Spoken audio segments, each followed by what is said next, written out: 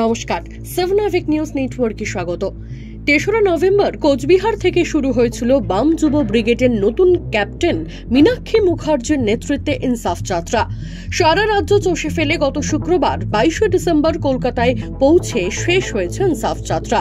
বলা বাহুল্য, নবীন প্রজন্মের এই রাজ্য জোড়া মিছিল ঘিরে যে উন্মাদনা সৃষ্টি হয়েছে তা দেখে আসন্ন লোকসভা ভোটের আগে নতুন করে স্বপ্ন দেখা শুরু করেছেন রাজ্যের বাম নেতৃত্ব। কিন্তু হঠাৎ করেই বিনা মেঘে বজ্রপাতের পরিস্থিতি। কারণ ইনসাফ যাত্রার শেষে ৭ই জানুয়ারি ব্রিগেডের সভার অনুমতি মিলছে না সেনা কর্তৃপক্ষের কাছ থেকে। সূত্রের খবর, ফোর্ট উইলিয়ামের তরফে ৭ই জানুয়ারির সভার জন্য প্রয়োজনীয় অনুমতি মেলেনি মীনাক্ষীদের। ডিওয়াইএফআই সূত্রে জানা গেছে, প্রজাতন্ত্র দিবসের কুচকাওয়াজের মহড়া রয়েছে ৭ই জানুয়ারি, যেটা হবে রেড রোড এবং ব্রিগেডে। সাথে সাথে ওই দিনই অনুষ্ঠিত হবে কলকাতা পুলিশের ম্যারাথন দৌড়। পরে সভার সময় এবং মঞ্চের দিক বদল করে আরও একটি আবেদন করেছিল বাম যুব নেতারা, সাড়া মেলেনি তাতেও। পরে দলের কেন্দ্রীয় নেতৃত্ব দেশের স্বরাষ্ট্রমন্ত্রী অমিত শাহের সাথে যোগাযোগ করার চেষ্টা করলেও মঙ্গলবার রাত পর্যন্ত কোনো সাড়া মেলেনি। তবে বাম নেতৃত্ব কিছুতেই সভার দিন বদলে রাজি নন। গত বছর একই রকম ভাবে বাম যুবদের ধর্মতলায় সভার অনুমতি দেয়নি কলকাতা পুলিশ।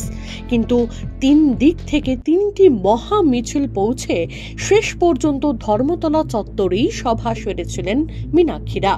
ব্রিগেডেও সেই কৌশল নেওয়া হবে কিনা, তা কতটা সম্ভব তা নিয়ে দ্বন্দ্ব রয়েছে সংগঠনে। কিন্তু মীনাক্ষী মুখার্জি থেকে মোহাম্মদ সেলিম সবাই জানিয়ে দিয়েছেন ৭ই জানুয়ারি কলকাতা গর্জে উঠবে ইনসাফের জন্য, চাকরির জন্য, খাদ্যের জন্য, শিক্ষার জন্য। কোনো শক্তি তাদের আটকাতে পারবে না।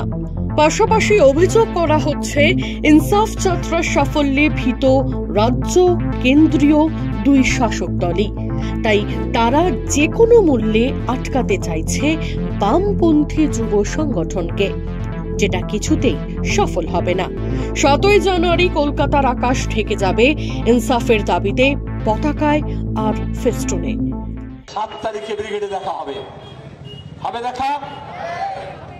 দিল্লির সরকার আর রাজ্যের সরকার মিলে বলছে যে ব্রিগেড প্যারেড গ্রাউন্ডে ডিওএফআই সমাবেশ করা যাবে না, চণ্ডী পাঠ করা যাবে, গীতা পাঠ করা যাবে।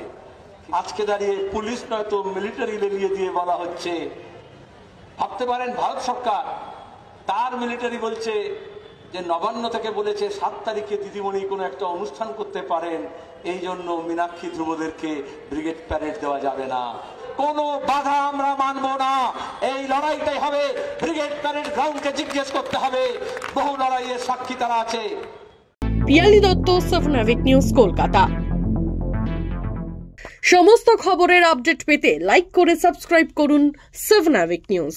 সেই সঙ্গে বেল বাটন প্রেস করতে ভুলবেন না। আপনাদের একটা সাবস্ক্রিপশন আমাদের জন্য অত্যন্ত মূল্যবান। জয় হিন্দ।